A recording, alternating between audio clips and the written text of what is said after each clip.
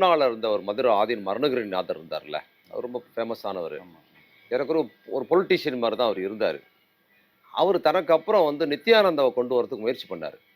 எல்லாரும் போய் வந்து நித்யானந்தா வரக்கூடாது அப்படின்னு சொல்லி, அவரு ஒழுக்கக்கேடானவர் வரக்கூடாது அப்படின்னு அவர் தடுத்ததுக்கு, அவர் ஒழுக்கக்கேடானவர்ங்கிறதுக்காக தடுக்கல.